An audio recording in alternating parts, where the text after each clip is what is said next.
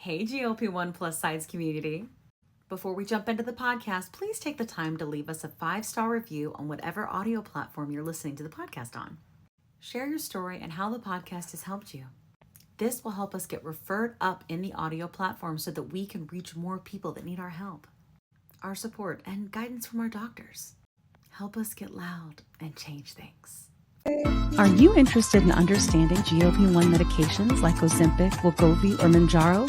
Then join us on the Plus Sides, Cracking the Obesity Code, the groundbreaking podcast helping people change their lives one episode at a time. The Plus Sides podcast is a disruptor. We're breaking down barriers, smashing stereotypes, and sharing inspiring stories that'll leave you feeling informed and empowered. Join us every week to learn from doctors who are specialists around GLP-1 medications like Ozempic, Wegovy, and Mounjaro. They'll provide you with science and facts to validate these incredible stories. But that's not all. We'll also bring you the voices of the GLP-1 Mounjaro TikTok community, real people who face the challenges of obesity-related diseases and disorders and discovered the incredible plus sides of GLP-1 medications. Our episodes are filled with heartwarming stories, laughter, and moments of triumph. You'll connect with our amazing community members who are reclaiming their health and experiencing their fullest lives. Are you ready to embark on a journey of discovery and empowerment? Tune in to the Plus Sides, Cracking the Obesity Code, and together we'll change the narrative around obesity and end the stigma. Subscribe now on YouTube or your favorite podcast platform and join our incredible community. Let's celebrate the plus sides of life together because every story deserves to be heard. Every life deserves to shine, and everyone deserves access to expert knowledge and medication. The Plus Sides Podcast. You're not alone. It's not your fault.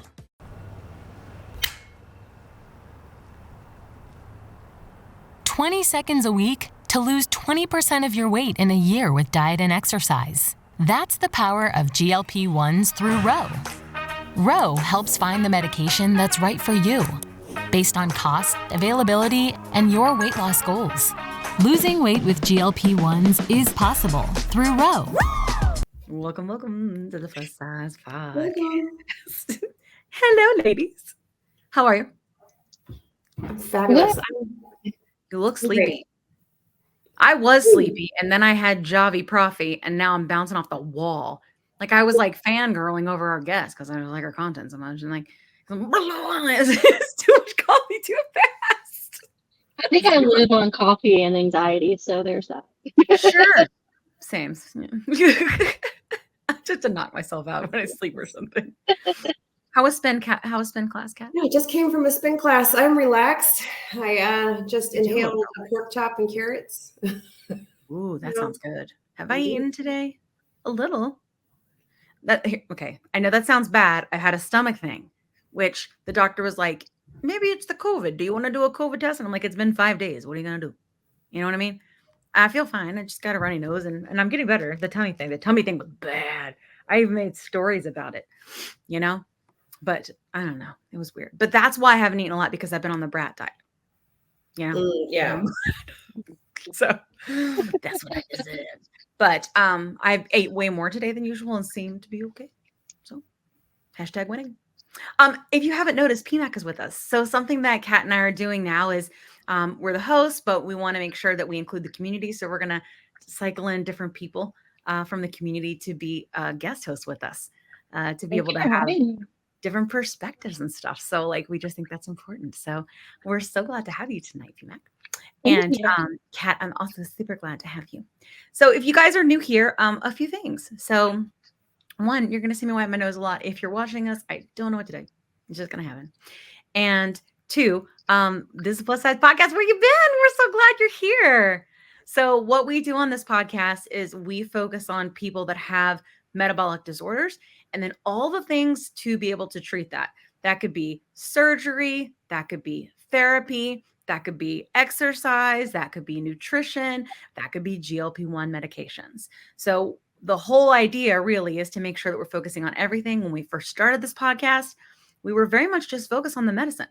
But Kat and I have been doing this 2 years now, PMAC well over a year, I think. So I think we've just learned that it was never about weight. It was always about health, right? Especially and a lot of people, I feel like are learning that sooner, like our guest, right? And then which I'm so excited about, like, because I was clueless. So I'm so excited to be able to, have people on that, understand things a little bit better about sort of the big picture piece, because I do think a lot of times, on this journey, we are so focused on the scale and so focused on the number and so focused on the size of our bodies because we haven't been able to control it. Many of us that have obesity have never been able to control the size of our bodies, right? Or at least not for a very long time. It's So almost like a fantasy sometimes, if you think about it. it It was a fantasy It to me was. for a long time. Yes. Wow. What would life be like? Yes. Like you would sit and be like, I wonder what it would be like to be skinny and to be like this. And like full stop. And y'all know I'm very open about my jealousy and my issues and stuff and my traumas. But I will tell you, even to this day, when I see people in our community that were my size or started about the same time as me and they've lost an extra 50 pounds or they are in what I perceive to be a skinny body, I feel jealous. I feel like I turn it on myself and I go, what's the matter with me? Right? What am I doing wrong? Right? And the truth is everybody's journey is different. And I know that. So when I have that happen, it's all about turning those emotions around, right? And turning them into something positive, right? And realizing that's just, it's insane. It's great to own it too. Because sometimes I'm like, "Eh." But now, like, I mean, like I am okay being the smallest in a plus size, and if you need me, you can talk to my agent. So that's how famous I am now. Love it. But it was great to get there. So I get it. I do. So I've taken all of the medicines and I do all of the things. And I'm really just now really taking movement as a part of my life, not as a chore or something that I do real quick. I'm doing it as it's just, I don't know how to describe it. It's something that I feel like Kat, and you have to get something. There's a lot of trauma. Like you got to get to a place. But Kat's always my friend that's been like, I'm going to need you to move now. You know what I mean? But I got so busy with the podcast and with TikTok shop and with content creation and all these different things that I just didn't have the energy or time for it. And now I'm making the time for it. And not because I'm trying to exercise, but because it actually does help my anxiety and my mood and everything. So another piece of this, like in my journey, that's just kind of at a different place. And that's what this is about. So, hey, Kat, who are you? Let me shut my stupid mouth. Tell me about you. I'm Kat. I've been on the Terzeps, compounds, MJs. You have it. You have it. It's been quite a process. I think it has officially been. Yeah, we're in September, so it's been 2 years. Yeah, started in 2022.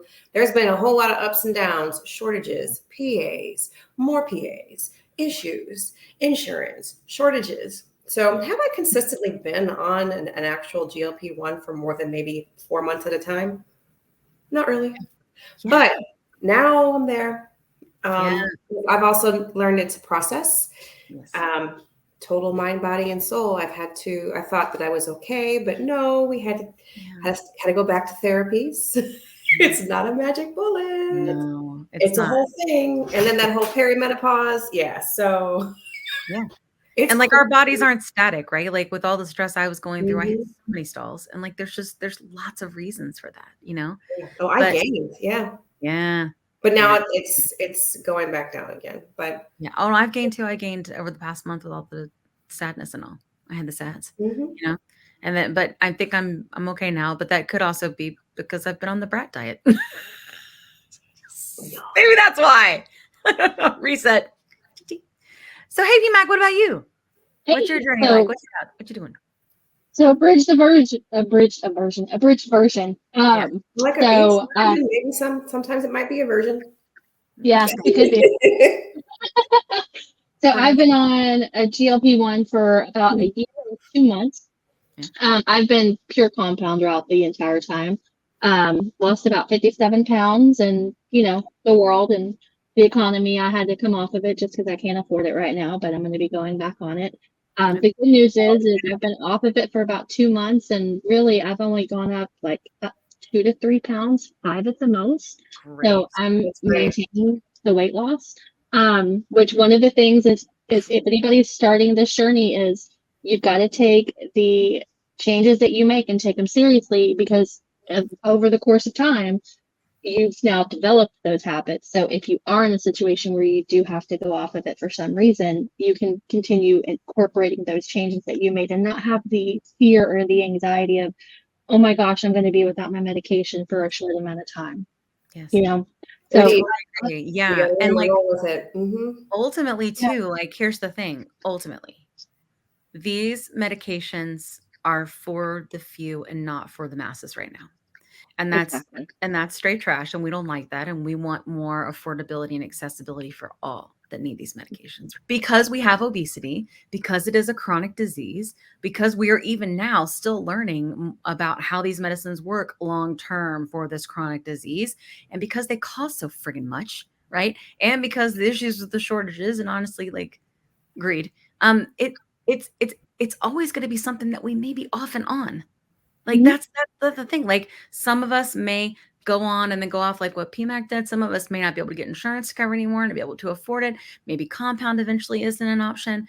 Like, ultimately, we are going to have to stay a community and support each other, because this is not a cure.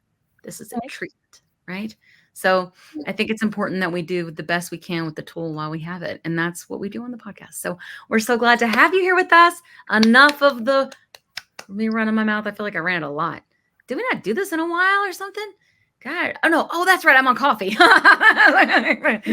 sound like you are on the job. It's like I haven't talked about this in a minute. I talk about this all day. It's like, Okay, cool. So let's invite on our guest. So, quick background. Our guest is Callie. I'm gonna bring in. I found Callie on TikTok. She's an amazing creator. You would think it's like she knows all the things that took me 2 years to learn. And it's just, she's such a great creator. And I just want her to be able to come on and tell her story. Please follow her, and I will have her come on and share it with us. Okay. Hi. How are you? Hi. Welcome to the podcast. How are you? Thanks for having me. What does your shirt say? You are, what is it? It says, you are worth the effort. Oh, I love it. Yeah. I love it.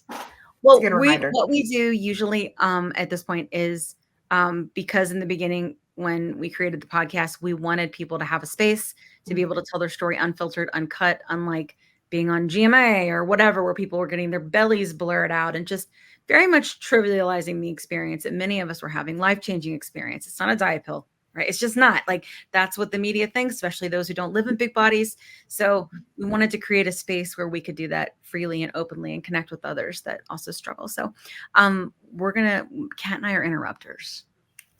So we're gonna go on mute. I'm good. You're on Javi. Mute her right now. She's got some caffeine in her system. It's a lot of caffeine. It was a mistake. It'll have lots of energy in this episode. Okay. Never a bad thing. I'm gonna be quiet now. You take the space. Okay. Hi, everybody. My name is Callie Goodwin, and you can find me on social at the Lose It Log. I started my journey back in April of this year, April 2024. On April 1st, and no, it was not a April Fool's Day joke. I have been overweight my entire life. I was in Weight Watchers and personal training classes as young as 5th grade. I was over 300 pounds by the time I was in high school. I have always lived in a fluffy body. My family, my dad's side of the family, are all fluffy humans. My mom's side of the family are all extremely tiny humans. I got all of my dad's genes. And so I've lived as a fluffy human my entire life. I have tried to lose the weight years after years after years, with no success. Things just weren't working, or I would put in all the effort and not see the results and would give up. And that's like the most discouraging part of losing weight, is when you finally get that courage to try and you put in all the effort and it's just not working. It's so disheartening. And so my brother is in medical school, and he came to me last September. It's almost been exactly a year. And he's like, Callie, I love you, but you have to work on your weight. And I was like, I don't want to talk to you. Don't talk to me about this. Like, he has a small, skinny body. I was like, don't talk to me about this. He's like, no, like, I'm in med school. Like, the stuff that we're hearing in class, like, I am concerned about you. And I was like, you just don't understand. You haven't lived this. And he's like, I want to help you. What can I do to help? And I was like, well, first, stop talking to me. Second, I don't have a doctor. I don't have a primary care physician. I had worked at, so in my day job, I work in social media. Formerly, I've worked at colleges and universities. The last college that I worked at had the Christian healthcare ministries, which doesn't literally cover anything. No prescriptions, no nothing. And so I haven't had a doctor in years. And so it's like, I need to find a doctor. I'm too scared to try again because I don't know where to start. And he's like, if I find you a doctor, will you go? And I said, yes. So he went home and he did some research for our healthcare system. The school that he's with is affiliated with the same healthcare system that I have near my house. He found me a doctor. I went in, filled out a request for an appointment, and then they called me and they're like, hey, cool. It is October 1st. We don't have an appointment till mid-March. And I was like, that's terrible. I was like, there's no other options. They're like, no other options.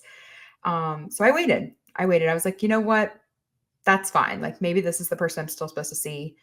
I'll just wait it out. No big deal. I'm not going to start a diet right before Christmas and Thanksgiving anyway. Maybe that'll be my New Year's resolution. We'll get till March. So waited till March, went to this first appointment. Actually really didn't enjoy my first appointment with this doctor. I felt like she was very rude that first appointment. I think she was just having an off day because now I love her. But we just had a really tough conversation. And she told me, she's like, Callie, you are at 408 pounds. She's like, you have to lose weight. And I was like, I know, I don't know how. So she actually referred me to the weight loss clinic within the hospital system, which fun fact was a 6-month wait for that too. That I didn't find out for another week or two. She's like, you need to start cooking at home. In my normal life, what is that? In my day-to-day life at that point, I was again working for the colleges. I was working multiple jobs. I was teaching college classes. I'm running my business. I lived off of fast food and convenience food because 1, I didn't know how to cook. 2, didn't have time. 3, I was never home. And so she's like, you have to learn how to cook. You got to stop eating out. You got to drink more water, et cetera, et cetera. I was like, okay, I'm going to work on it. Came home, had a couple of trips the rest of March. And so I was like, I'll start April 1st. Started April 1st, went full force into it, into what I thought I was supposed to be doing. So I was eating salads. I was eating chicken. I am a super picky eater. So it was chicken, broccoli, and salads for like 2-3 weeks straight. And then I went in and realized that I hadn't lost like hardly any weight. I think I'd lost maybe a pound and a half in that time frame. And I was like, what the heck? Like I am putting in all the work. I'm going on walks every day. I am doing the thing and I'm not seeing any results. And I was like, I know it's only 2 to 3 weeks, but like something has to change here. And so I messaged my doctor. I was like, listen, the weight loss clinic can't see me until, at that point, I think it was like August or something. Like, can we try a GLP-1 medication? Like, can we start this? Like, she wanted to refer me to them to start it. I was like, can you just prescribe this? Like, can we just start this now? And reluctantly, she was like, yeah, well, we'll give it a shot. And she's like, then they can take over your care.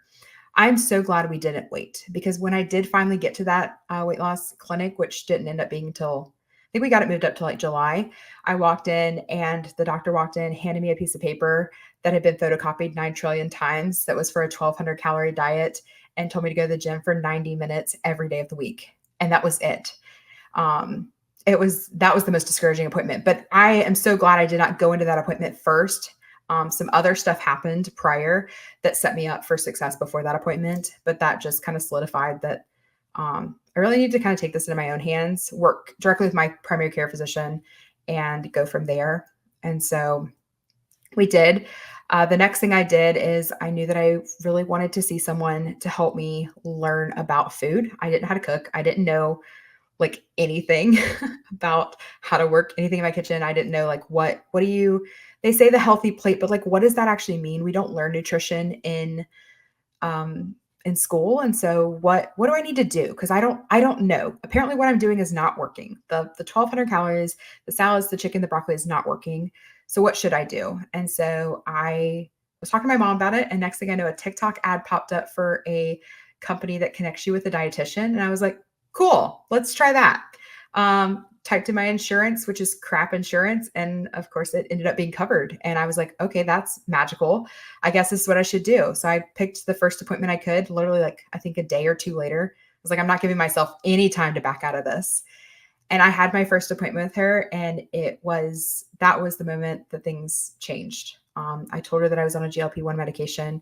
At that point, the food noise had silenced, and that was incredible. I didn't realize how loud my brain was until I realized that part of my brain got quiet. I also have raging ADHD that I am currently not on medication for. I have experienced life when that also gets silenced.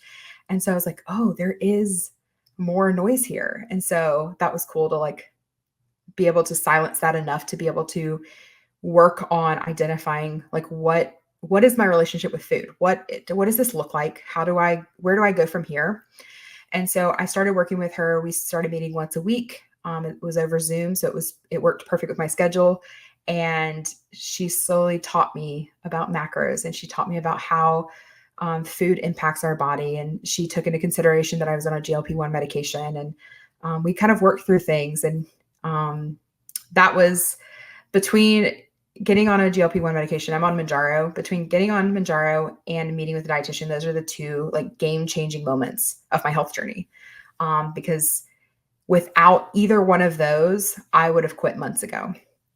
So here we are, almost 6 months.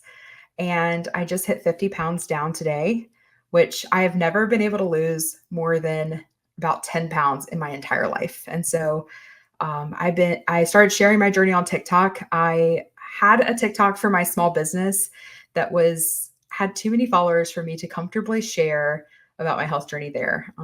My business page has about 114,000 followers, and it has a lot of eyeballs from like news and media, because I do a lot of like advocacy work with some other stuff. And so I didn't want to share my health journey there. So I created a separate one and didn't tell anybody about it.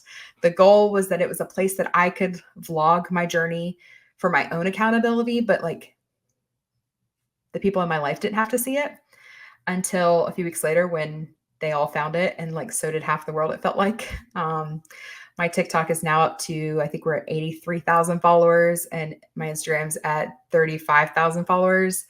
And I've built this incredible community of people that have come alongside me to support and cheer me on.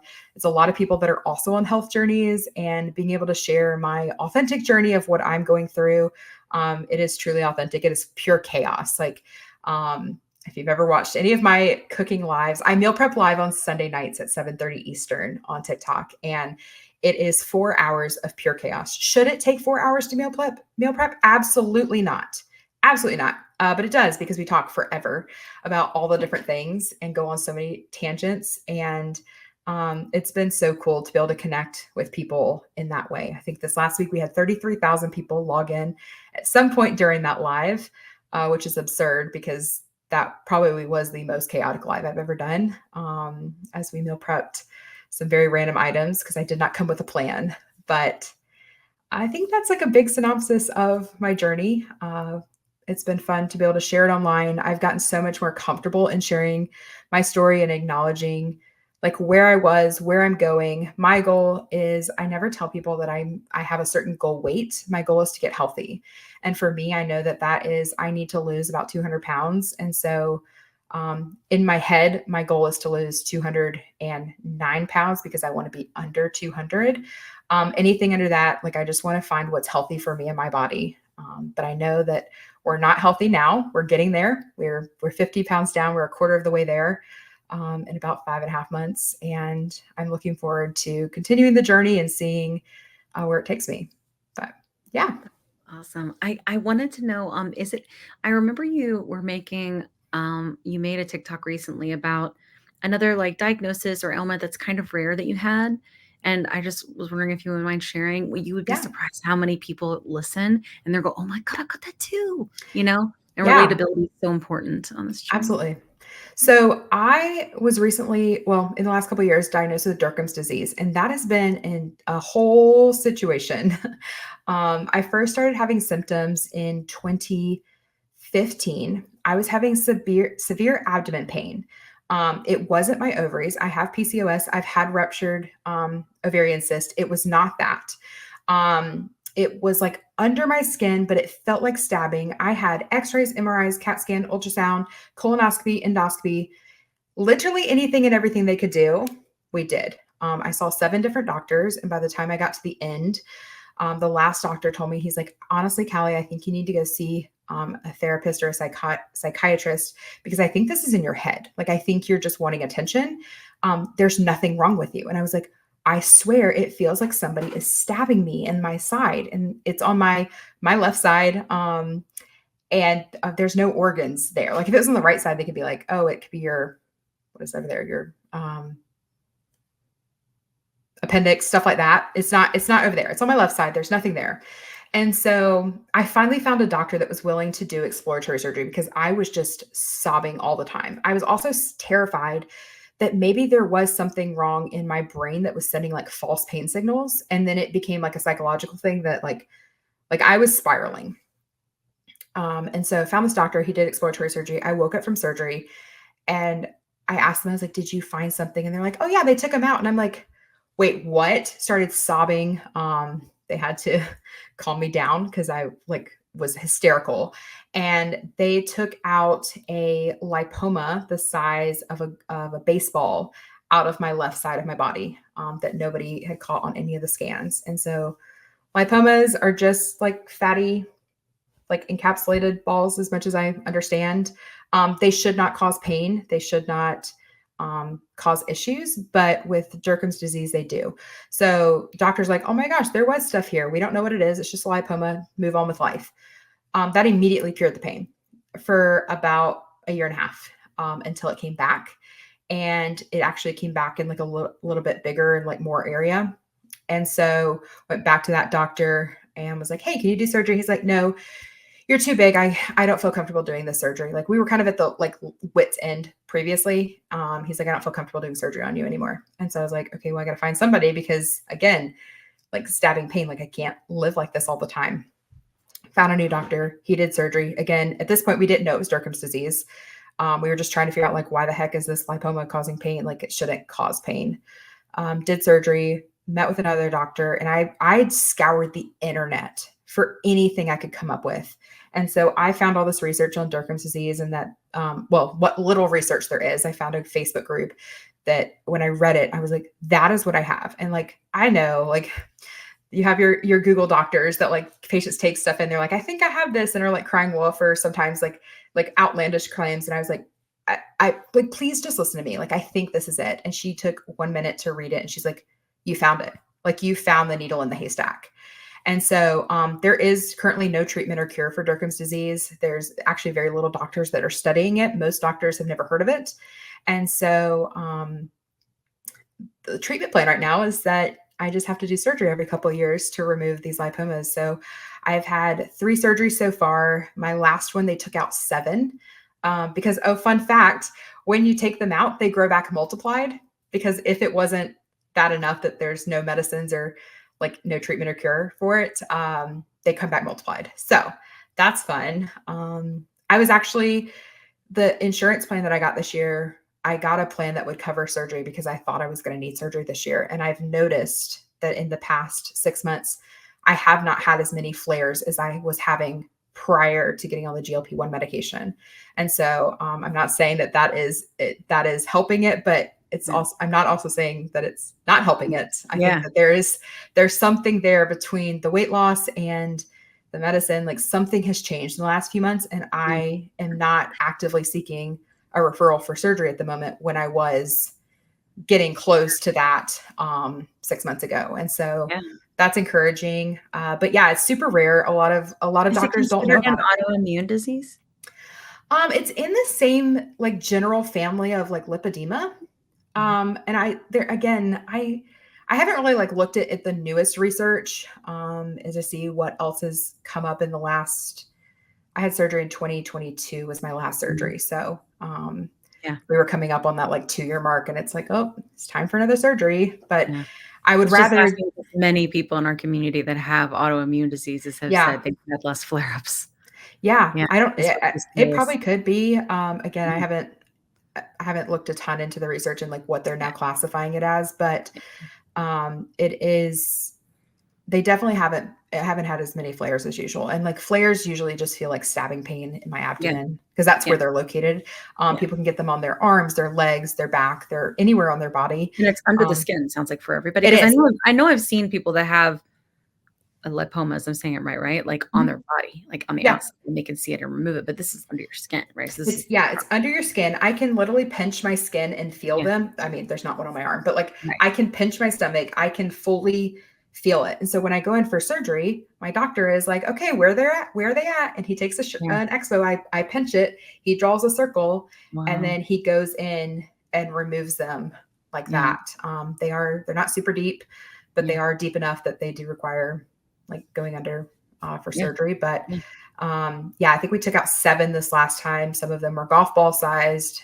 We've had one, the first one was the size of a baseball. Like we try to get them before they get too big. Cause at that point, like I was in pain for a very, very long time. Of course, But it's not fun, but it has been cool to be able to connect with other people and like realize, wow, we both have this, like we both can understand it a little bit more. And also when you're experiencing a pain where your doctors literally can't diagnose you and like there's no help for it. They just like we tried, I think I tried probably 30 different medications in the first between the first 2 surgeries to try to like help it. And like, it didn't respond to anything.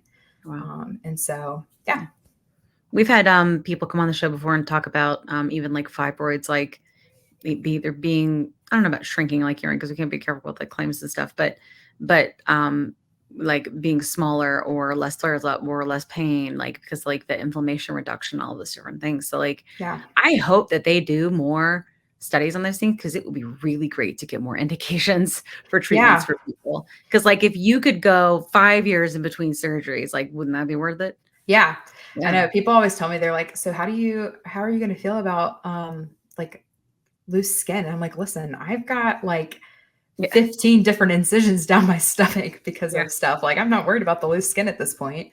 I am realizing though, like as I start to lose weight and as like my stomach starts to shrink a little bit, I'm also starting to feel more that I think were kind of buried in there that I didn't necessarily like feel. They're not causing pain, but I'm like, that's not normal fat. Like that is another lipoma. So it'll be interesting to see like as I continually lose weight, what happens. But Awesome.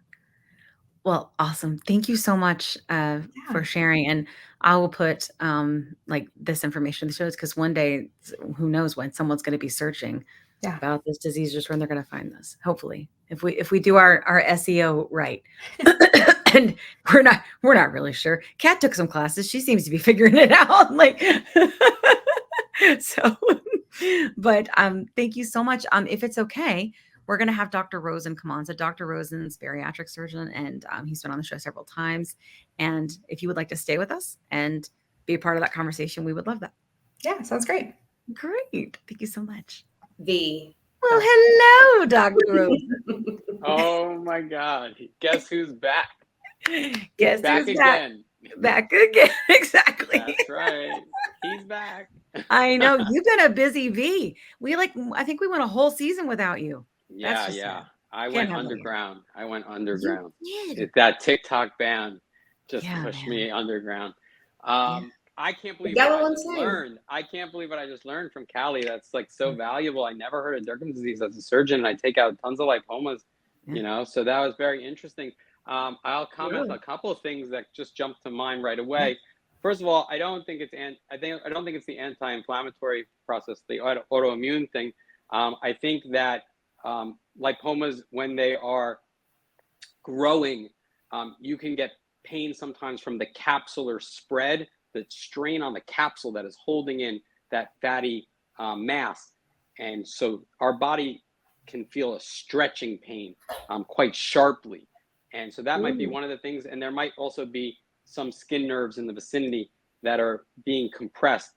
And what I would surmise, the reason you're seeing less experience on GLP-1 is for these things to grow, right? You have to have a calorie excess because you're depositing fat. like the fat cells can't stretch full of lipids, basically, which is what fat cells store. They store lipids as a bank in your body. And so you need to have a calorie excess in order for there to be lipid to deposit in those lipomas and have them grow. So I would suspect being in a calorie deficit as a result of being on GLP-1 medications, those lipomas aren't growing or growing as rapidly. So you're seeing a delay in the symptoms that would necessitate surgery. That's how I would put that together. But very interesting. And I'm glad that you finally found a surgeon who would validate your symptoms instead of dismissing them and who would help you manage the condition. So kudos to you, like, for figuring it out. Thank you so Honorary much. doctor degree. Thanks. No, my brother's the one in med school. But yes, Look out. I'm just glad that we were able to find something, and obviously to be able to share more awareness about this, because I know a lot of people that hear my story, they're like, oh my gosh, I have similar symptoms. Like, I'm going to go ask my doctor about this. And I was like, well, make sure you send them a My Chart message or whatever before you go, and ask them if they can look this up prior to you getting there, so that you're not just like walking in and stunning them with some information. Like, let them have time to be able to do a little bit of research to see if that does match with what you're experiencing. But yeah, I actually think that's really good. Like, that's something that the doctors have told us on the show, is that, hey, like, people say all the time, how do I talk to my doctor about GLP-1s? Right. Because they're very much focused on the weight, because we know the weight is an issue. Right. And the doctors have told us, like, if you're going to go to your primary care, send them a message beforehand and say, I want to talk about weight. Here are the medicines that are covered. This is what I want to talk about. Right. So that they can prepare, instead of being like, oh, you know, especially if they're like primary care docs who are still stuck in this mindset of afraid to discuss weight. Well, they'll talk to you about everything except your weight. And then at the end, they'll throw it on you like a pile on, like, oh, by the way, you need to go home and lose some weight. Like, no, like, I need to get some weight off of you. Yeah. That's the way the doctor needs to think. Yes. Mm-hmm. I love that. Ooh, that's a short. Right there.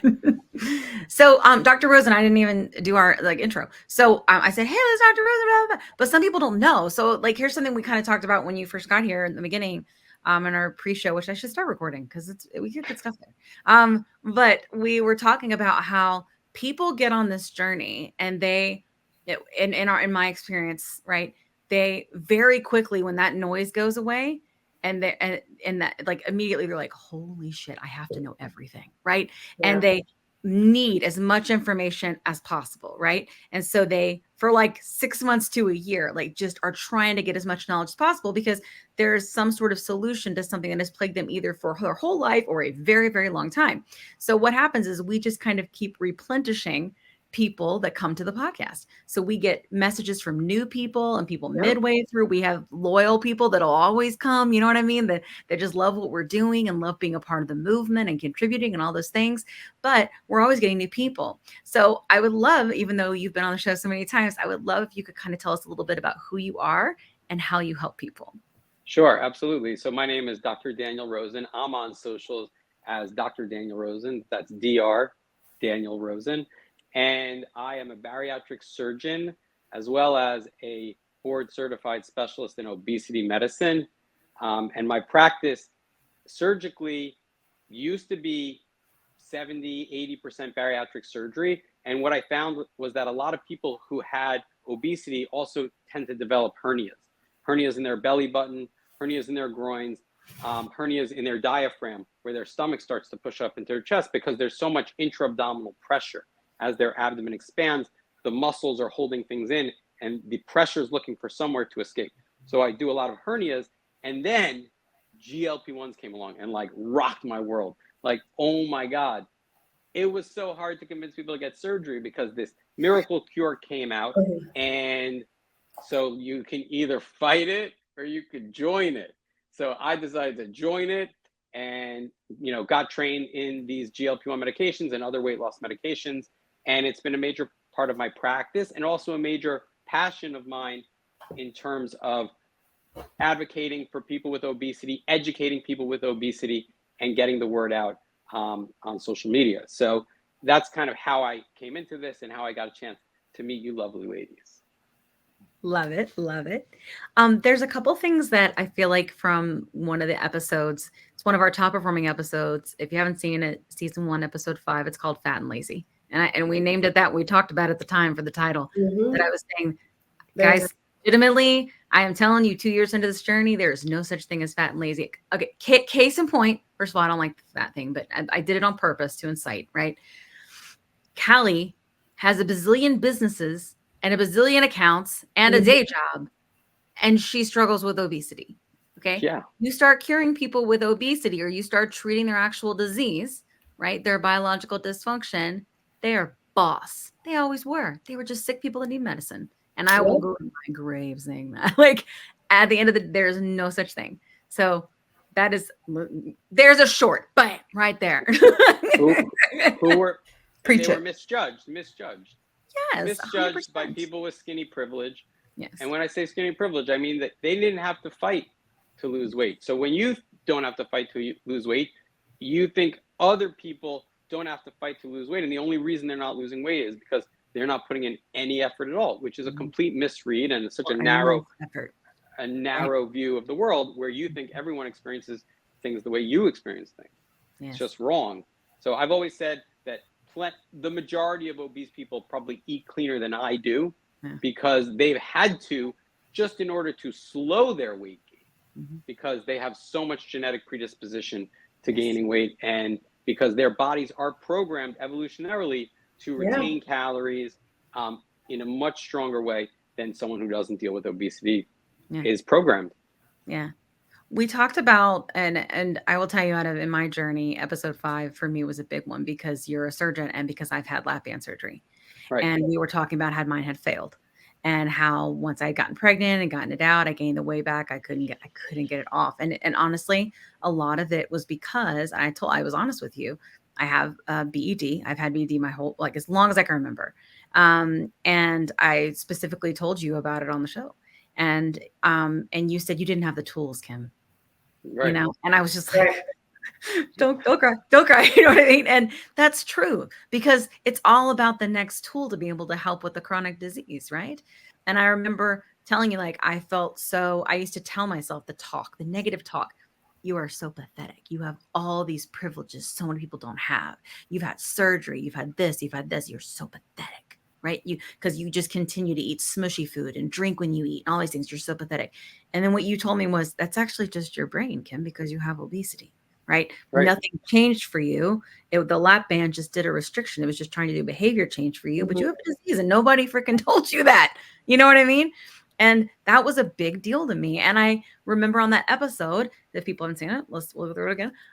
You were telling us kind of how GLP-1s came about. And a lot of it has to do with bariatric surgery. It does. Yeah. Kind of explain how that came to be. It was sure. It was awesome. It's like mind blowing when you told us. Like, we originated this stuff, people. What was so interesting is, as I was training, I was working with some big time people who were pioneers in the field, and I was a student, and I was writing papers and reading papers. When you write a paper, you're citing like 40 papers, so you're like reading all these papers and you're synthesizing all this stuff. It's amazing. And so it was pretty interesting to see how we knew about this hormone GLP-1 even back then, and how was it identified? So there were people who were getting gastric bypass surgery specifically, because this was early in the days after lap band had been released, and the majority of the surgeries that were done were gastric bypass, both through open large incisions and through small laparoscopic access. And what they found was that diabetics who had bariatric surgery, who were obese, 80, 100, 150 pounds overweight, they would be able to come off their insulin before they even left the hospital, meaning before they lost any weight. So you couldn't say that the diabetes was directly related to their weight, because they would be off their medication before they'd lost any significant amount of weight. And some people would argue, well, it's because they were on like a liquid diet. And so some people started to do studies, and they would provide nutrition to people of the same sugar content at different parts of their GI tract. So they would put a feeding tube down and they would release like protein shakes into the gut at the beginning of the gut, at the middle of the gut, and towards the end of the gut. And what they found was that people who had the protein shakes released towards the end of their gut had this massive spike of a hormone that was identified as GLP-1. And what that hormone did was it lowered the blood sugar by promoting the release of insulin. It also worked in the brain and caused a massive decrease in hunger, an increase in fullness or satiety. And that's what you were seeing in bariatric surgery, because with gastric bypass, you reroute the intestine. And when you reroute the intestine, you take the bottom half of the intestine and you plug it straight into the stomach. So the food goes from this like smaller stapled stomach straight into the middle or second part of the intestine, which usually doesn't see a lot of food, especially if you're obese, because obese people are so adapted for calorie extraction that food doesn't make it to the end of their intestines often. And when food doesn't make it to the end of their intestines often, then they don't have the stimulation of those cells at the end of the intestine, your hindgut cells called L cells that release GLP-1. So you're never full because the GLP-1 is not getting stimulated, because your intestines are so good at breaking down that food and absorbing that food so that it's all gone by the time it's getting to the bottom third of your intestine. Now, since you're plugging it into the top, these cells are seeing proteins, fats for the very first time, and you're having this massive surge in GLP-1, priming the pancreas, releasing insulin, and the diabetes went away. And so that was one of the major discoveries. And of course, the drug companies right away lined up, how do we start producing these GLP-1 analog medications in order to provide the benefit without the need of surgically rerouting the intestine? I have a question for you on that one then. Made me think, is this why like maybe lap band was not as successful, because you're bypassing the whole... You're not bypassing anything. Food has definitely been a very dominant voice in my head. That's not the main focus anymore. Dieting, exercising, and adding GLP-1s through Row is a game changer. I have such a sense of mental freedom since I started with Row. Food no longer controls my thoughts. Family time used to revolve around food, and now it revolves around what we're gonna go do together. Yeah, that's what, I mean. Bypassing it. In fact, you're slowing the food. Like the food will stay up at the top of the stomach. So you have a mechanical stretch in your esophagus that makes it uncomfortable for you. But your brain is still waiting for the food. Your stomach's still saying like, fill me up. So your ghrelin, which is this hunger hormone in your stomach, you have the ghrelin at the stomach and you have the GLP-1 from the end of the intestines. Your ghrelin is staying high because the food's stuck on top of the band and not getting into the stomach to sort of lower the ghrelin from the stretch of your stomach being filled up. And that food isn't making its way down any better because your intestines are still awesome at absorbing, but you're absorbing even less food because you can't force enough down. And so you don't get a GLP-1 spike.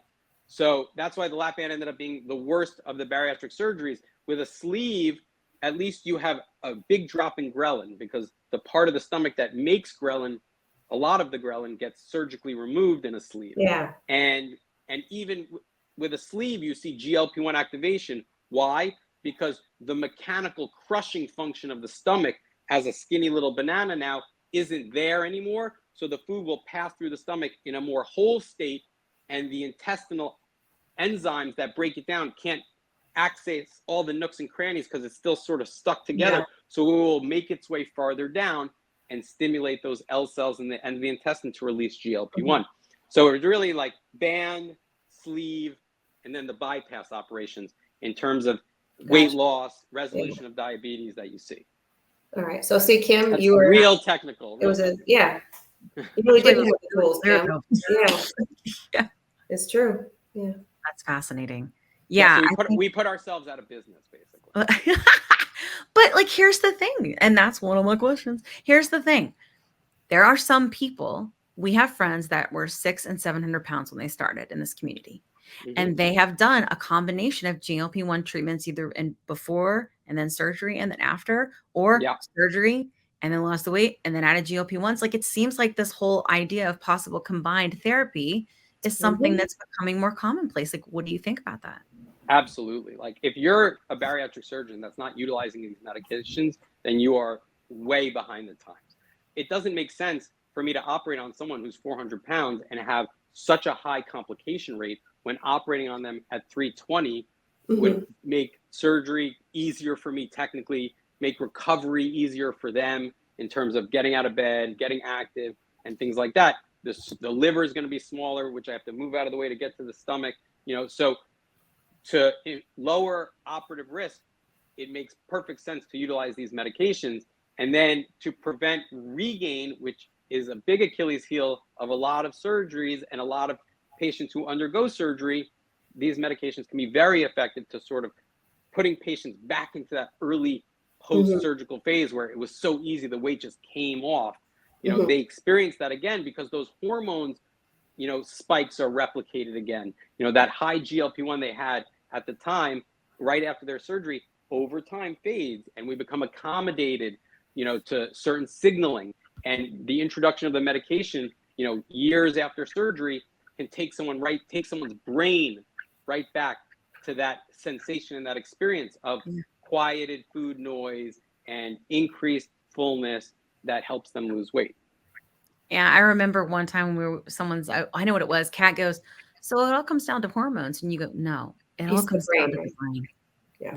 I was like, yes. We remember like everything you say, Dr. Rosen. So I'm telling you that episode. I am so glad I named it that. I was like, because people watch. It is all in the brain. Yeah. Food noise is very interesting. Very interesting that people talk about. Having that quieted for the first time is such an aha moment. Yeah. Bizarre. Yeah, that was my experience. It's like just as much as my ADHD medicine silenced the noise in my brain, the GLP-1 med silenced the food noise in my brain that I didn't even realize was there until it was quiet. And I was like, right. Wait, do people live like this? Yes. Like the same experience.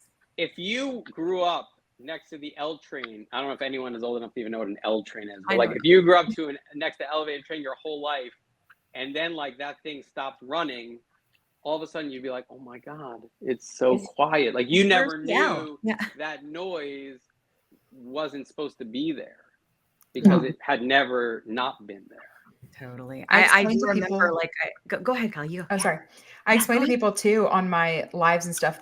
They say, well, I don't have ADHD and I don't know what food noise is. Like, how do you explain that? And I tell them, I was like, okay, next best opportunity is you're sitting in an airport and you put in AirPods and you turn on the noise canceling mode and it all gets quiet.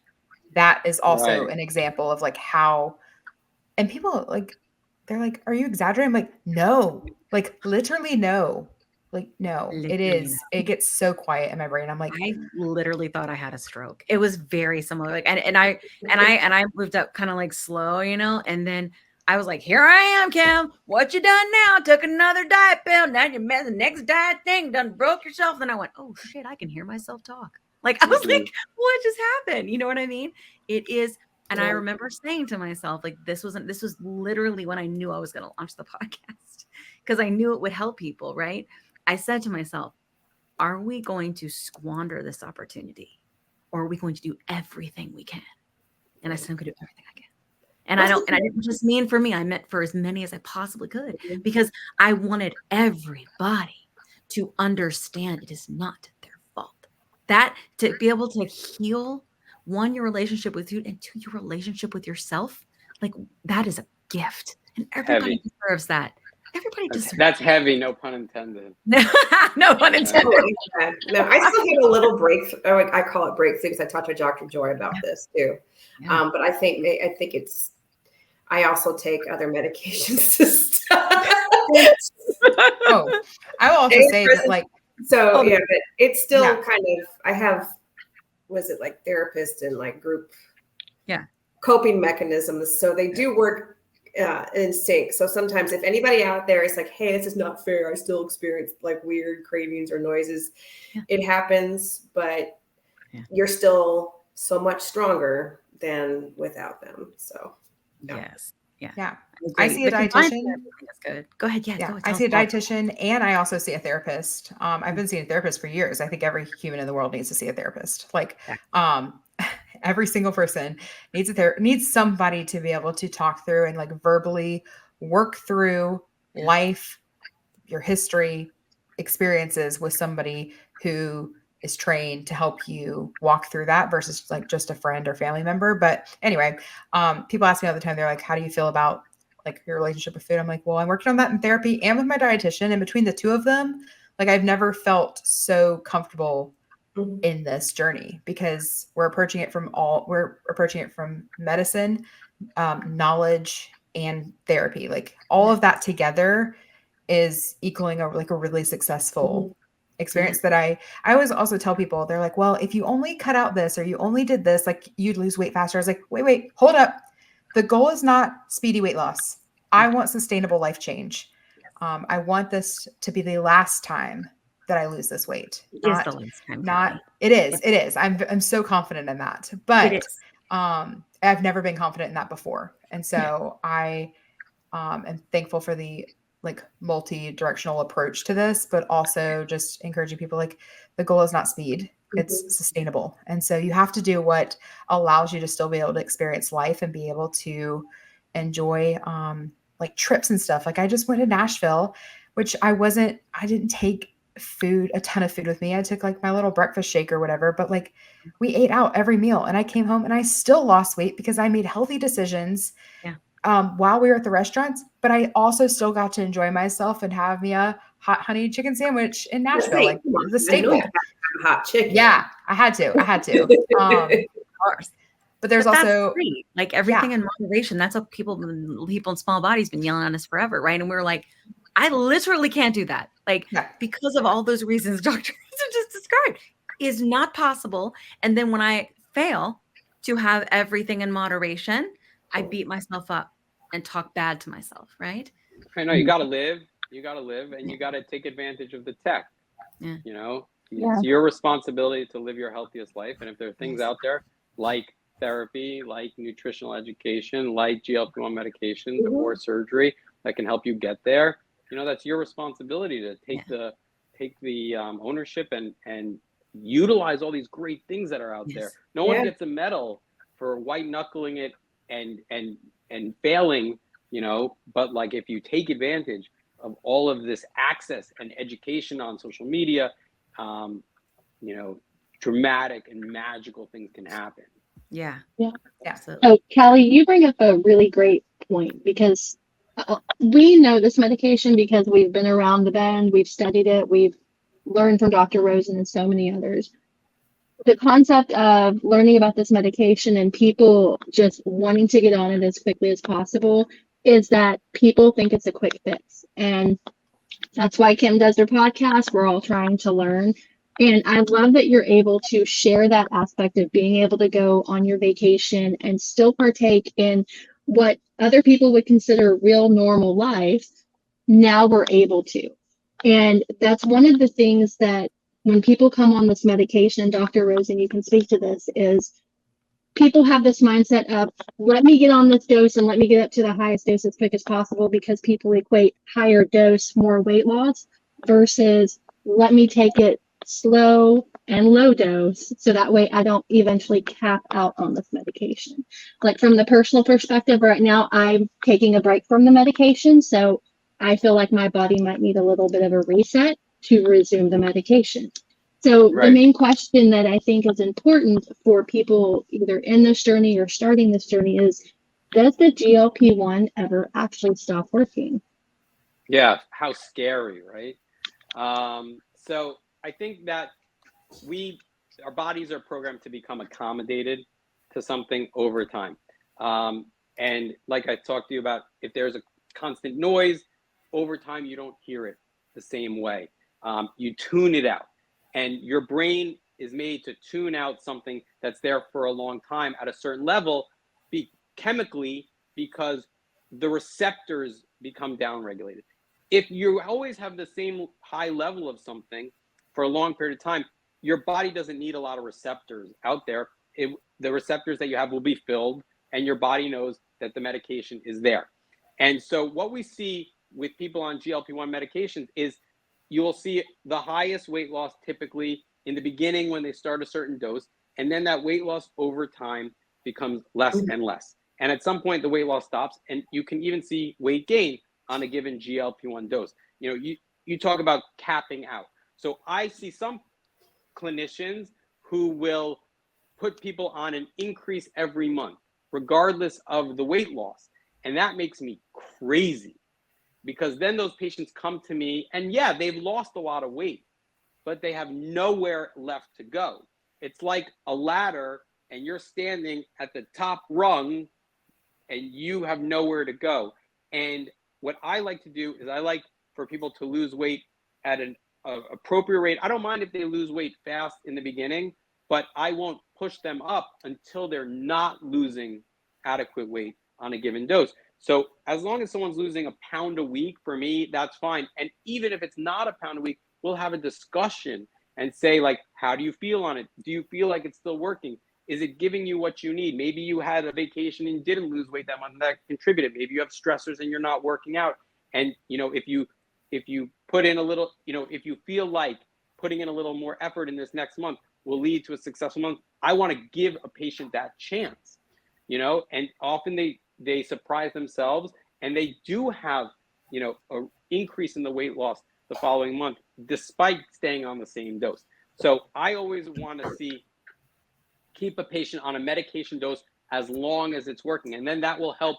By the time they get up, they've lost so much more weight on that climb than you would if you just rapidly put someone up. Because until the next better medication comes out, when you cap out at 15 of Mounjaro or zepbound, you're not left with a lot of clinical options. You know, we can throw oral adjuncts at it, like naltrexone, like bupropion, to try and squeeze out a little more. But at the same time, I want to like let people know not gaining is winning, you know? And just because you're not losing anymore doesn't mean you're not doing a good job. Right. Or it's not working. Yeah, right. Or it's not working. Like you're sitting on an 80-pound weight loss. Like, you know how hard your body's trying to work to put that weight back on? Yeah, that's such a good point. Can you explain a little bit more there about that? Because I know since you've been on the show, we've had doctors come on and talk about the set weight theory, and people ask me about it like all the time, and I just tell them like Google the set weight theory. But like, is that sort of like the idea behind that with people with obesity? Yeah, like, trying to regain why, you know? Right. The body doesn't know what era it's in, right? Biologically, you know, 1,000 years is a blink of an eye, and 1,000 years ago, food scarcity was the norm. Like food instability was the norm. And you needed to have, you know, a harvest in the fall so that you could get heavier, because in the winter, the food was going to dry up. The crops are gone. We didn't have refrigeration. The animals hide. Like you're just going to have a massive calorie deficit in the winter. So there's always this sort of like up and down that comes, and heavy people who are going to last the winter longer because they're better at retaining calories. They're hungrier. Like they don't get full as fast from firsts, so they can eat more for seconds. You know, and these are all biological programming. This isn't gluttony. This isn't, you know, an inability to control yourself. This is biological programming. And those people would lose weight, and there was never this period where the food would always be there. But now the food is always there, right? It's just a DoorDash away, and there's no famine that's ever going to come because our technology has gotten to the point where we can eliminate food scarcity to anyone in a developed country for the most part. So our weight just sort of keeps going up, but our body doesn't know that a famine isn't around the corner. Right. Like our biological programming doesn't work on logic. You know, it works on genetic programming that was refined over 1,000,000 years. 1,000 years is nothing. And so the heavier you get, your body's like, good, we're prepared. We're ready for the famine that's never coming. and it doesn't recognize that the chronic diseases that obesity brings with it is actually shortening lifespan. That's just not the way the body works. So as you go up, your body protects that new set point. That new set point becomes where the body wants to get back to, because that's when it was at its most insured or most prepared for a catastrophe. And so it's very hard to, just because you were 130 when you were 20 years old, if you're 160 when you're 40 years old and you've had a couple kids, the notion of getting to 130 and staying there on your own is probably not going to happen because of the set point theory. Fascinating.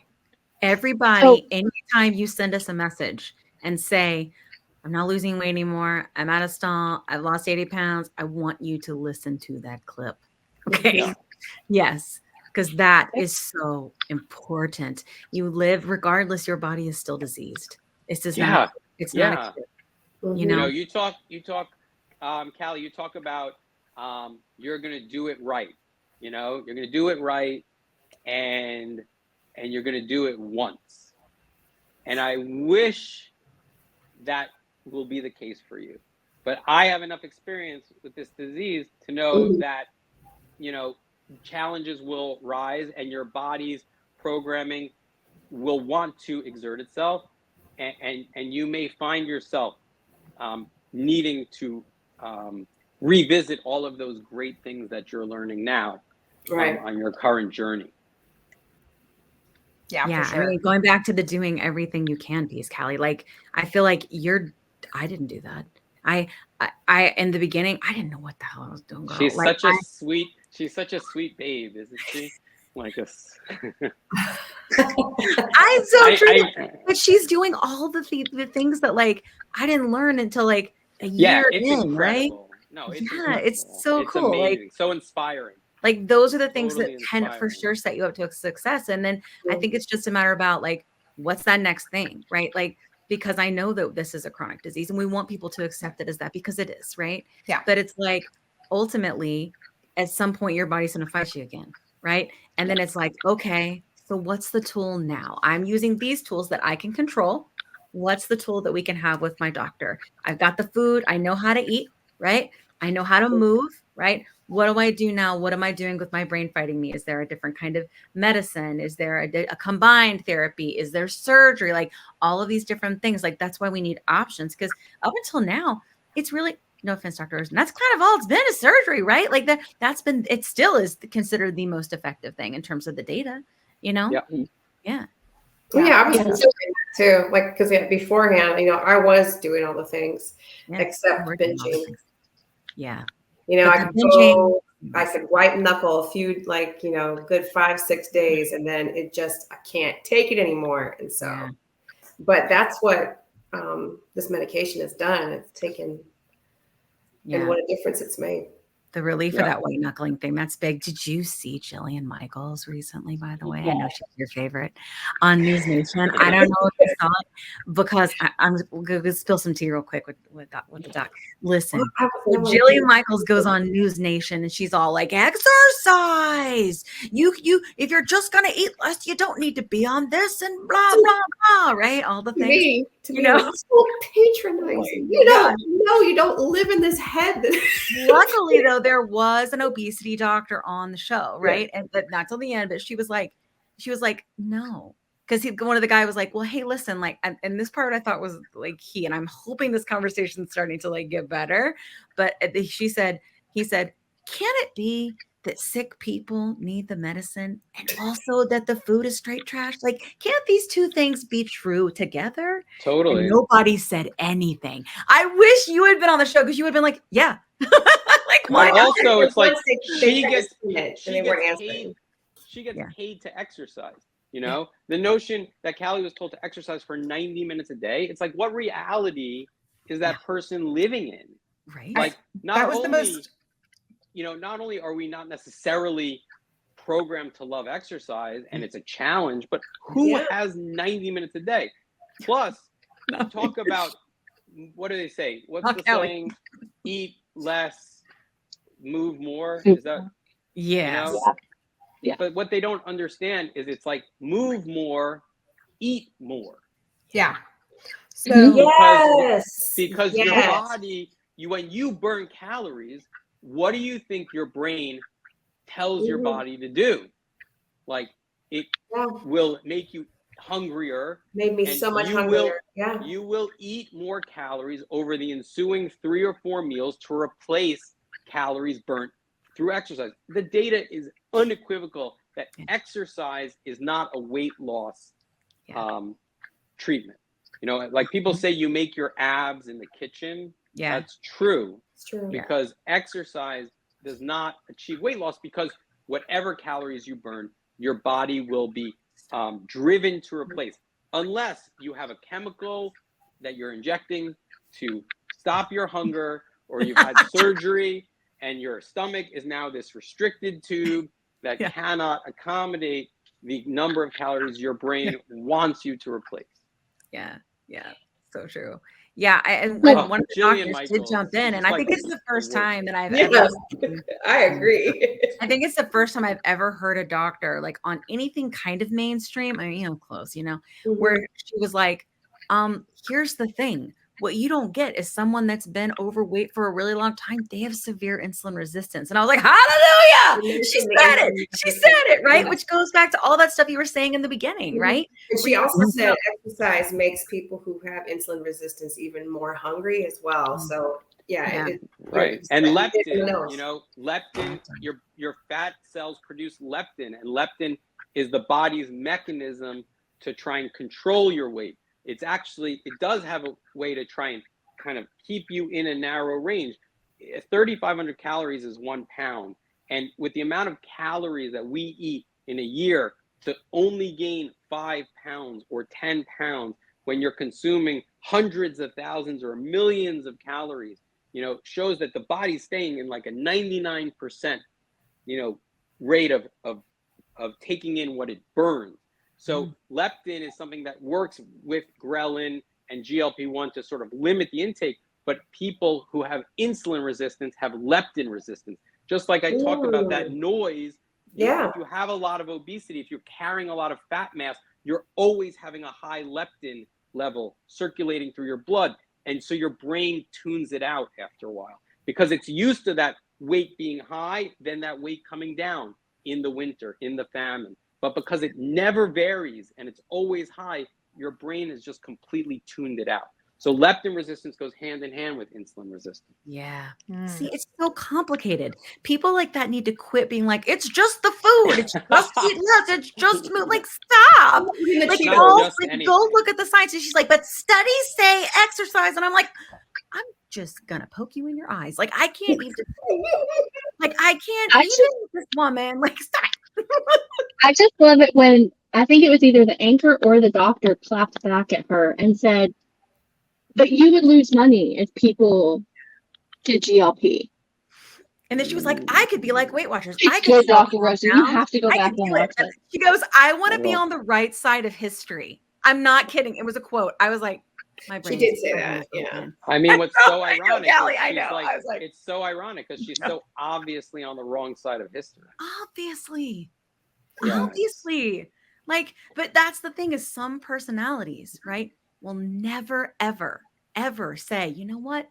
I was wrong for 30, 40 years. No, like some personalities will never go, you know what? Everything I ever did to shame people into starving themselves on The Biggest Loser and tell themselves they were pieces of crap and all these different things that she did. And there is video evidence, lady, right? All those things that she did to hurt their soul, right? All those things. She would have to be like, I was wrong. I was wrong. She needs a kid with obesity. Right. Clearly, like, then she'd understand. We had the Petty Pals, which are the, they're the pediatricians. One of them has a child that deals more with this versus the other. And it's just, they were just dealt 2 different genetic hands, like and then one of the doctors also, she struggles with obesity. And she's like, I eat less than my friends over there that eat a ton. They're just people that are more metabolically efficient. Right. And if we can believe that somebody in a small body that can eat like a trash panda that never gains any weight, right, is something that makes sense and we can accept it and many times like revere them, right, then we should be able to accept that the exact opposite is also true. And I just want people to get there. So we're going to work on that here. Now, PMAC had a question, and I keep interrupting her. So, so it's actually a twofold, and it's a shameless plug. One, you mentioned being on the wrong side of history, and I completely agree that there is a line being drawn in that sand. If anybody doesn't know, there is a Senate hearing coming up towards the end of this month, in which Bernie Sanders subpoenaed Novo Nordisk CEO, if I'm correct. Yeah. Yes. So he's going to have to appear, and there's going to be a lot of discussion about why does the medication cost so much, insurance, all of those things. Now, Dr. Rosen, if I'm not mistaken, one of the things that I learned about you throughout the course of this process is you are very open as a bariatric surgeon when it comes to giving people those options of, let's explore GLP, or if they're just like staunch, I don't want to do GLP, then you're going to go over the bariatric options that are available. That is something as a lap band person and now GLP-1, I wish my bariatric surgeon here locally would have even had that discussion with me, because I got stories for you and we can talk offline. You're going to know exactly who I'm talking about when I tell you who it is. I don't but the question, but the question is have you in your field seen a difference of insurance companies wanting to do a conjunction of the therapies, both the GLP-1s and the surgery, or are you getting pushback from insurance companies one way or the other? Yeah, it's a good question. I think it's evolving. You know, as we're speaking, it's changing all the time. I think in the beginning we were seeing a lot of insurance companies resistant to approving meds, and that was the biggest thing. And I'm seeing a softening of that, thankfully, especially as the companies have released obesity-specific versions of these GLP-1s. Now we don't have to have people who are being prescribed Mounjaro, who are non-diabetic, and then being approved because they don't have the diagnosis to support the indication, the indication to support the medication prescription. So I'm seeing a bit of a softening when it comes to insurance approving the meds for obesity, which is a long time coming. I'm not seeing them encouraging us to do combo therapy. Thank God, for the most part, they leave us to make whatever clinical decisions we feel are right. They might then deny us the clinical decision we've made as not medically necessary, but at least they're not pushing things on us proactively. One thing that they've said will happen, because these medications are currently expensive, including for the insurance companies, like they have to pay a lot to Novo Nordisk and Eli Lilly for these meds. And these are medications that for the majority of obese people will be a lifetime use medication. They are seeing these costs projecting out for decades as being significant, whereas the cost of bariatric surgery is a one-time sort of thing. And so what I'm hoping to see, and I haven't seen it yet a ton, but I have seen it a little bit, is the stringent requirements in order to get people approved for bariatric surgery, which are steeped in obesity bias, where you need to have 6 months of visits, where you need a psychiatrist to approve it, but you don't need a psychiatrist to approve a breast reduction, where you have all these roadblocks to get surgery. Those are starting to be removed by the insurance company to incentivize physicians or surgeons to encourage people to get surgery, because it can happen without this massive roadblock, which results in like 50% of the people falling off and never getting their procedure. So I think that the insurance companies are making a calculation and determining that the long-term cost may be less if they get bariatric surgery than if they have to have a lifetime of these medications.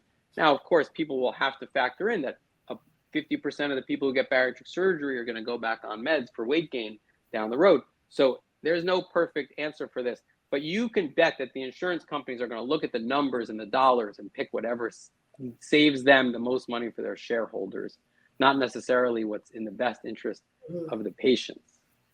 So yeah, I would kind of think of too, with as many of us that had lap band, how many of those patients have now had to do revisions? Oh, and so by far the majority. Yeah.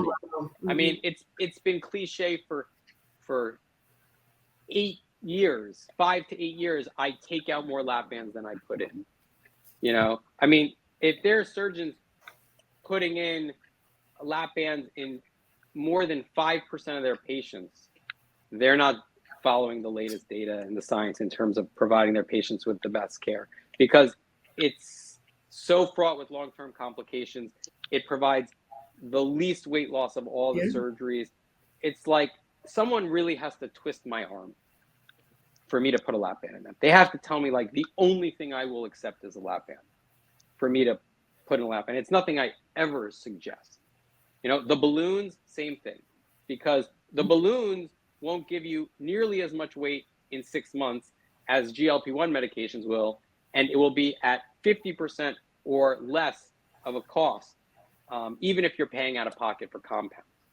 So, putting in a balloon does not benefit a patient in any circumstance, because when it comes out, their anatomy is exactly the same, their hormones are exactly the same, weight gain is predictable, and they're $9,000 out. And I have to say that I truly, truly appreciate your approach to not just being so one-sided within a bariatric surgery situation, because a little bit of my personal experience, when I got to the point to where I had to make a decision, I went back into my doctor. They were going to do a fill, and then they were like, nope, we're not going to do a fill. And there was no discussion whatsoever about GLP-1 medications. And that is where, of course, the popularity of the medications has grown, the information has grown, and I'm hoping that more doctors are getting more on board with it. But I was left to my own defenses. Had it not been for me getting on TikTok and start looking up this information, I would have maybe still been in the same position I was in last year. Where do you live? I'm in Dallas. Okay. I know who you're talking about. Okay. I figured you probably would. We won't say any names.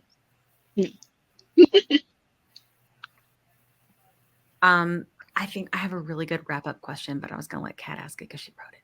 Oh, you're funny. Well, yeah, it's a good segue. Speaking of GLP-1 therapies, we've heard Novo Nordisk. Is it not Novo, or is it the insurance companies are trying to get money back for?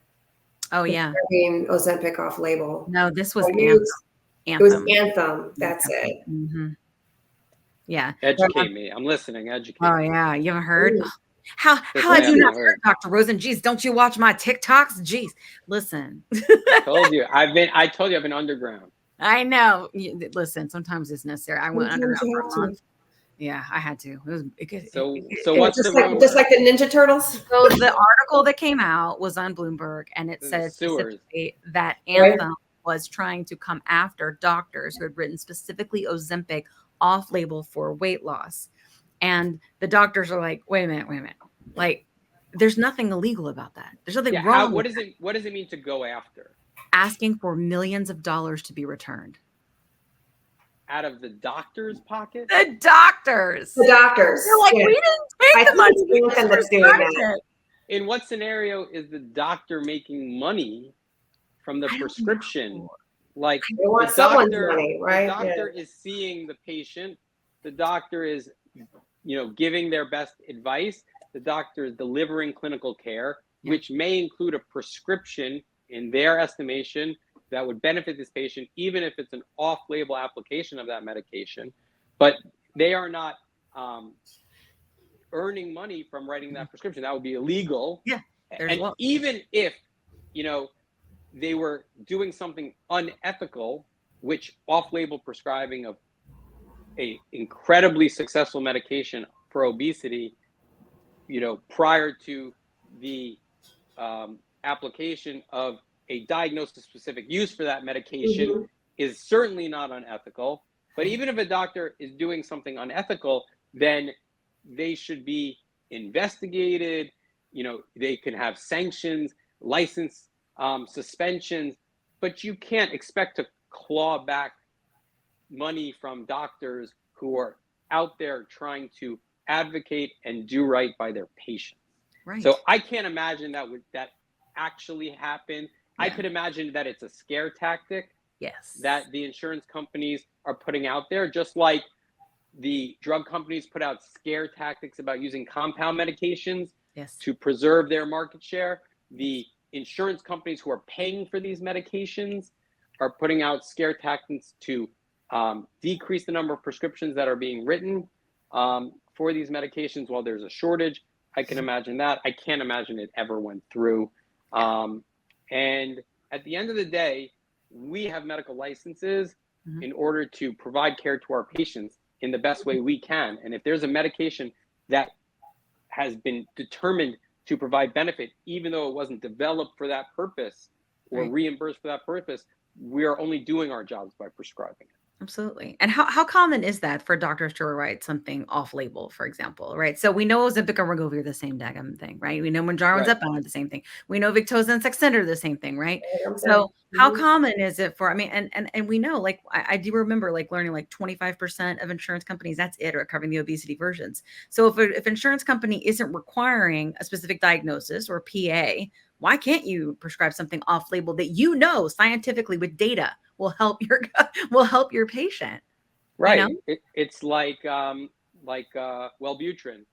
is a medication for anxiety and depression, but it's been shown to cause weight loss. It's like naltrexone is a medication used to prevent opioid abuse, but they've also found that because its impact on cravings, it can be used for smoking cessation or for obesity. You know, these medications, same thing, right? With like BED.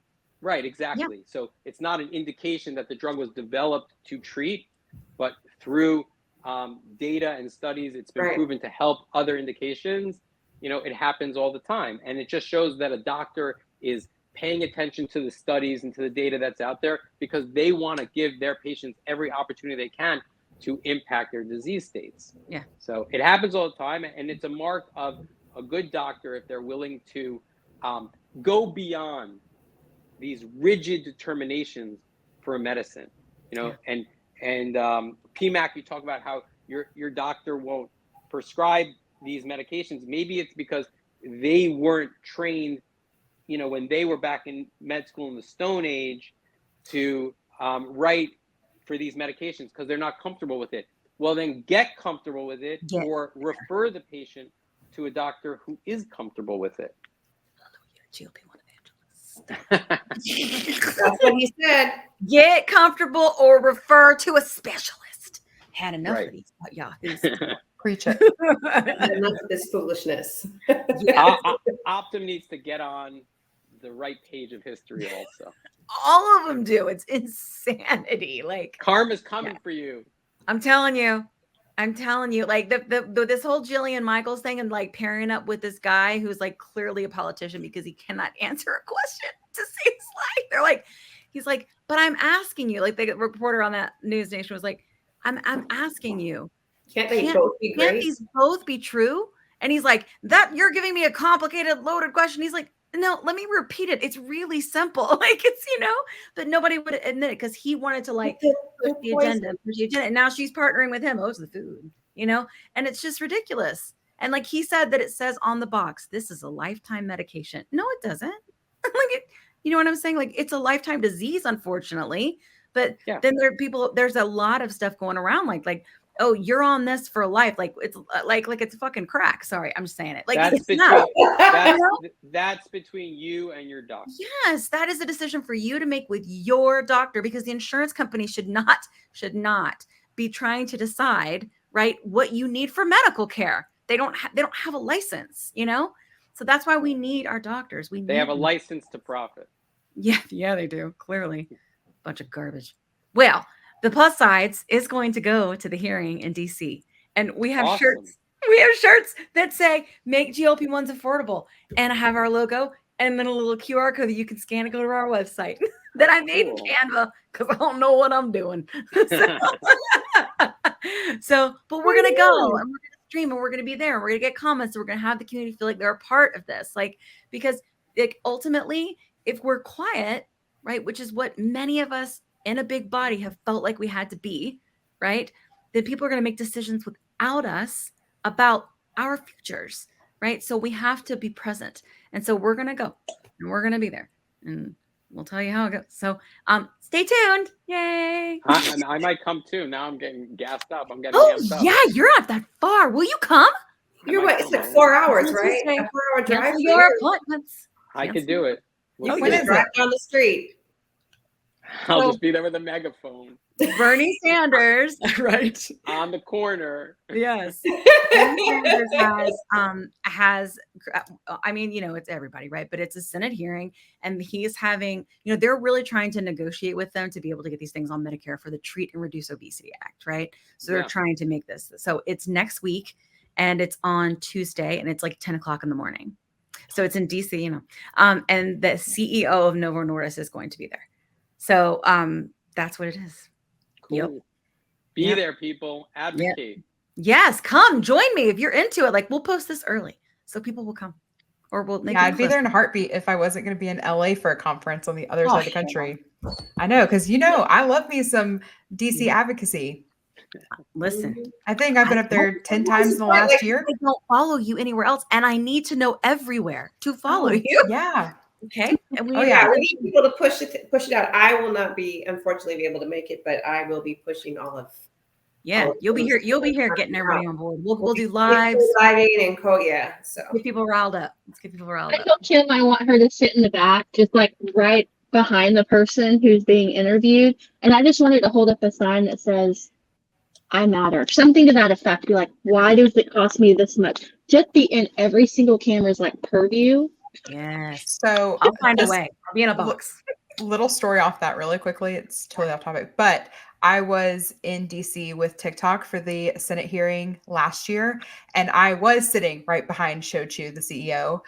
My dad was also in view, and so we were on the CNN cameras or the C-SPAN cameras for 5 hours, and I had to keep a straight face. Yep, I'll tell you what. I'm such an imposter. I don't know what the hell I'm doing. So it's a fun when you can get involved in the government and get involved in like advocating for our lives and for the things that matter to you. It's very empowering. I've learned a lot over the last year and a half.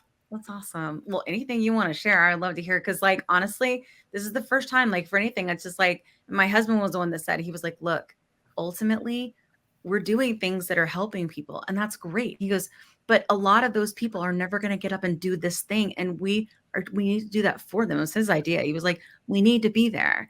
And I was like, okay, you know, let's go, you know?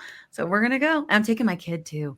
How long do you think this is going to be? Cause he's on stuff, but it is cool. I will tell you something, because I've spent so much time doing this podcast and advocating over the past 18 months, and it's pulled me away from my family a lot. It really, really has. And they when I was with them, I was just thinking about all the things because I was getting so passionate about it, and it was really hard to be present.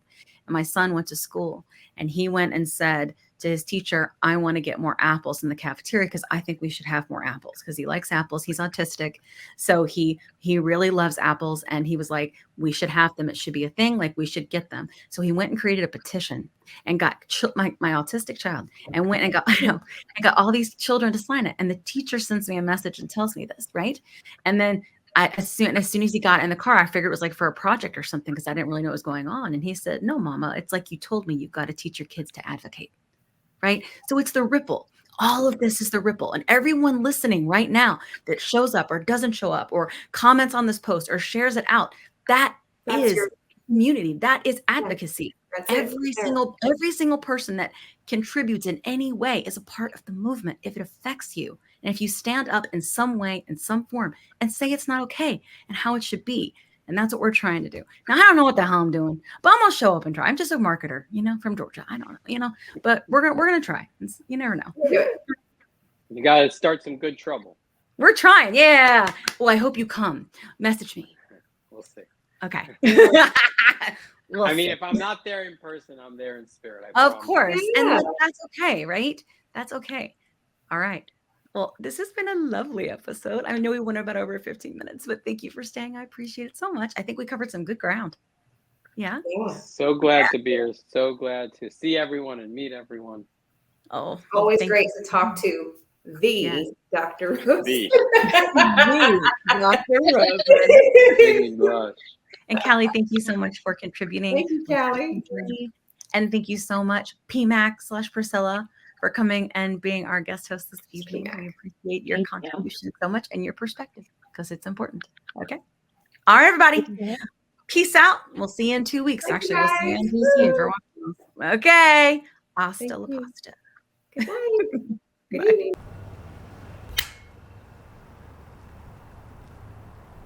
20 seconds a week to lose 20% of your weight in a year with diet and exercise. That's the power of GLP-1s through Ro.